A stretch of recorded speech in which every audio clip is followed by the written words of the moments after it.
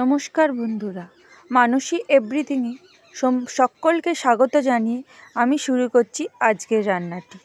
আজকের রান্নাটি হলো কড়াইতে বিরিয়ানি। এই কড়াইতে এগ বিরিয়ানি বানিয়ে দেখাবো আপনাদেরকে। সেই কড়াইতে এগ বিরিয়ানি বানানো এতটাই ইজি যে যারা কোনো দিন বিরিয়ানি বানায় না, কিংবা অনেক সময় বিরিয়ানি বানাতে গিয়ে হাঁড়ির নিচে যে লেগে যাওয়ার সম্ভাবনাটা থাকে সেইটা থাকবে না। তাই এই একদমই ইজিভাবে কড়াইতে এগ বিরিয়ানি আপনাদেরকে বানিয়ে দেখাবো। তা চলুন দেখা যাক রেসিপিটা। প্রথমে আমি আলু নিয়েছি। আলুগুলোর খোসা ছাড়িয়ে বড় বড় করে কেটে আলু এবং ডিম একসঙ্গে প্রেসার কুকারে একটি সিটি মেরে নিয়েছি। আলুগুলো সিদ্ধ হয়ে গেলে সেগুলোকে নামিয়ে সেই জলের মধ্যে আমি দিয়ে দিয়েছিলাম ছোট করে রাখা ফুলকপিগুলো সেই গরম জলে কিছুক্ষণ ভিজিয়ে রেখেছিলাম। এইদিকে ডিমগুলোকে অর্ধেক করে কেটে নিয়েছি। ডিমগুলোর উপরে নুন এবং হলুদ দিয়ে মাখিয়ে এটিকে সাইড করে রেখে দেব। এইবার কড়াতে তেল দিয়ে সেই কড়ার মধ্যে দিয়ে দেব আলুগুলো। সিদ্ধ আলুগুলোতে আগে থেকেই জাফরান এবং নুন দিয়ে আমি সিদ্ধ করেছিলাম, তাই এইবার শুধু জাস্ট কড়াতে লাল লাল করে আলুগুলোকে ভেজে নিলেই হয়ে যাবে। গ্যাসটিকে হাই ফ্লেমে রেখে আমি আলুগুলোকে লাল লাল করে ভেজে নেব।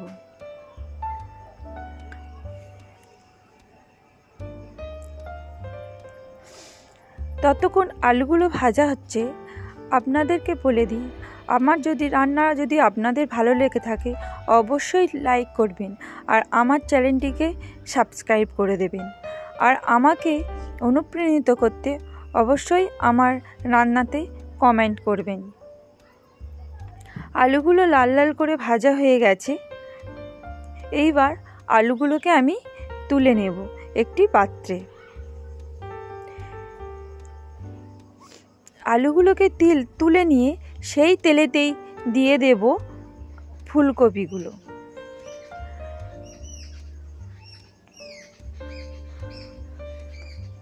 ফুলকপিগুলো যেহেতু গরম জলে ভিজিয়ে রেখেছিলাম, তাই এইগুলো জাফরানের কালার হয়ে গেছে।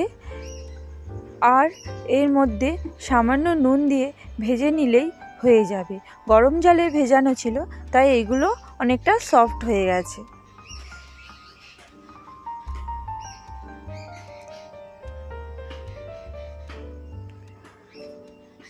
সেম প্রসেসে ফুলকপিগুলো একটু লাল লাল করে ভেজে তুলে নিতে হবে।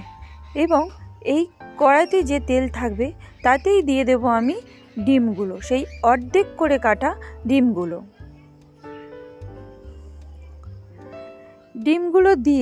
ডিমগুলো দুই পাশ একটু হালকা হালকা করে ভেজে আমরা ডিমগুলো তুলে নেব।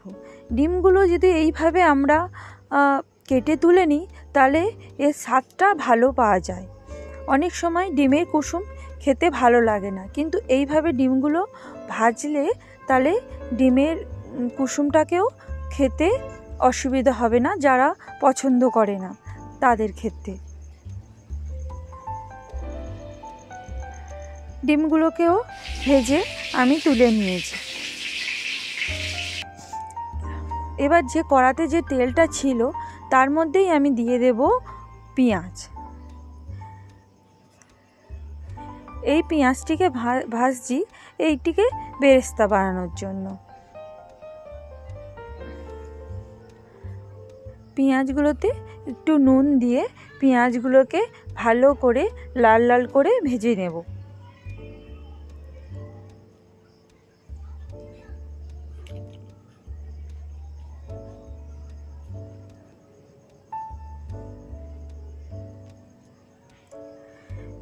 পেঁয়াজগুলো লাল লাল হয়ে গেছে।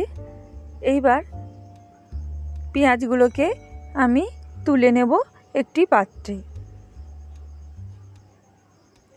ততক্ষণ এইদিকে ভাতটাকে রেডি করি। আমি এখানে ভাত বানিয়ে রেখেছিলাম। এবার সেই ভাতটার মধ্যে কিছু ভাত নিয়েই আমি এর মধ্যেই দিয়ে দিচ্ছি জাফরান। আমি অল্প কিছু পরিমাণে ভাত নিয়েই তার মধ্যে জাফরান দিয়ে ভালো করে মাখিয়ে নিয়েছি।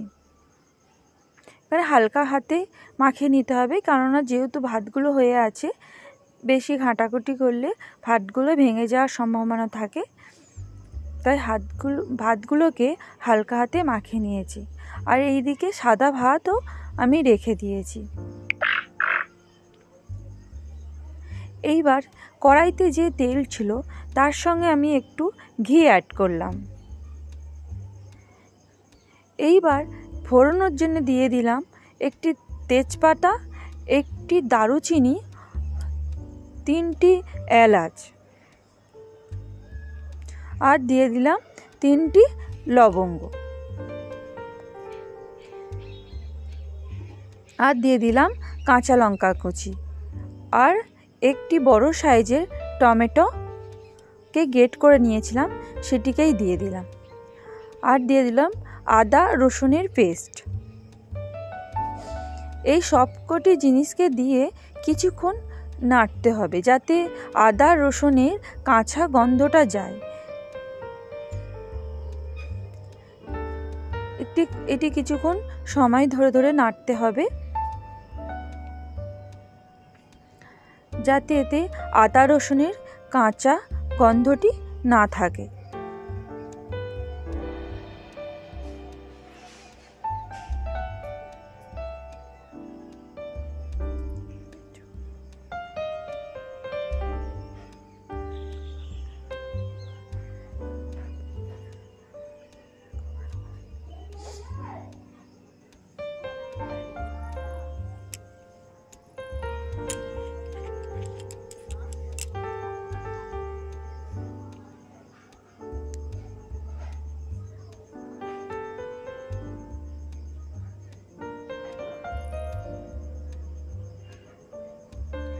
মশলা থেকে যখন তেল ছেড়ে ছেড়ে আসছে তখনই বোঝা যাবে যে এইটি ভালো করে কষা হয়ে গেছে।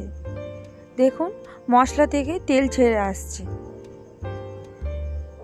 এই অবস্থাতে আমি এর সঙ্গে কিছুই অ্যাড করব না, না হলুদ না লঙ্কা, কোনো কিছুই এতে অ্যাড করব না। এইবার দিয়ে দেব ফুলকপিগুলোকে। যেহেতু ফুলকপিগুলো একটু ডাঁটিগুলো যেহেতু একটু শক্ত ছিল, তাই এই অবস্থায় আমি ফুলকপিগুলো মশলার মধ্যেই দিয়ে দিলাম, দিয়ে একটু নাড়াচাড়ি করে নেব।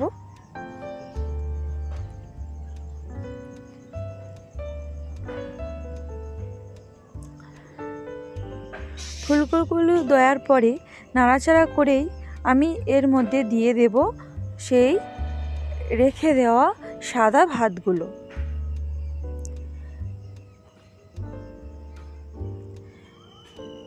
এই অবস্থাতে গ্যাসের ফ্লেমটা একদম লো ফ্লেমে রাখতে হবে। এর মধ্যে এবার আমি কিছু মশলা অ্যাড করব।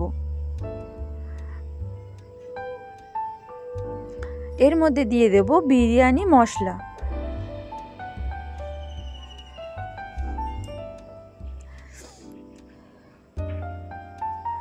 আর দিয়ে দেব একটু কেওড়া জল, 1 চামচ কেওড়া জল এবং 1 চামচ গোলাপ জল।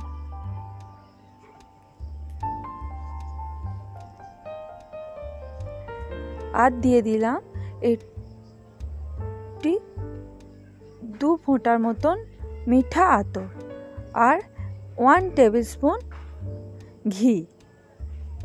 এই সমস্ত জিনিসগুলোকে দিয়ে উপর থেকে ছড়িয়ে দেব সেই বেরেস্তা, যে পেঁয়াজগুলোকে আমি ভেজে রেখেছিলাম সেইগুলোই উপর থেকে ছড়িয়ে দেব। দিয়ে সমস্ত জিনিসটাকে একটু হালকা হাতে নাড়াচাড়া করে নেব।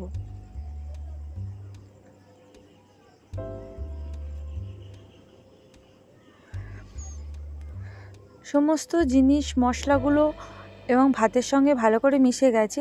এইবার দিয়ে দেব আমি সেই কিছুটা পরিমাণে ভাতে যেটাকে জাফরান মিশিয়ে রেখেছিলাম সেই ভাতটা দিয়ে দেব। দিয়ে ভালো করে সমস্ত ভাতের সঙ্গে নাড়াচাড়া করে নেব। নিলে বিরিয়ানিটা দেখতে খুবই সুন্দর হবে। এবার সমস্ত কিছু ভালো করে মেশানো হয়ে গেছে। এইবার আমি উপর থেকে সমস্ত আলু, ডিম, ফুলকপিগুলোকে সাজিয়ে দেব।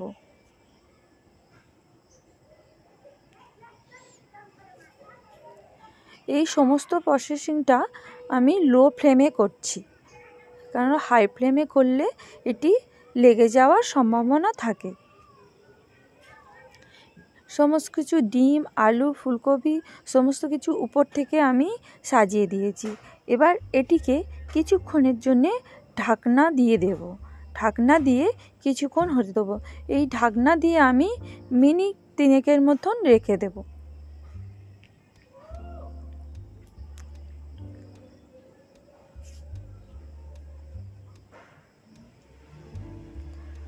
মিনিট 3 পরে আমি ঢাকনাকে খুললাম। আমার রেডি হয়ে গেছে বিরিয়ানিটা। এইবার আমি সার্ভ করব।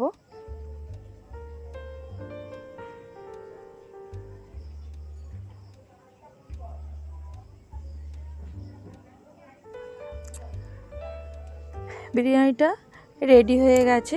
দেখুন কতটা সুন্দর দেখতে হয়েছে।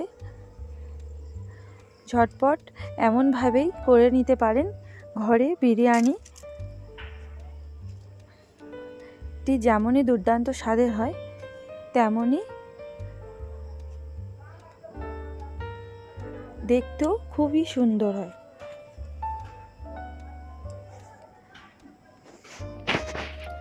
আজকের মতন এই পর্যন্ত। আমার ভিডিও ভালো লাগলে অবশ্যই লাইক করবেন এবং আমাকে সাবস্ক্রাইব করার অনুরোধ রইল।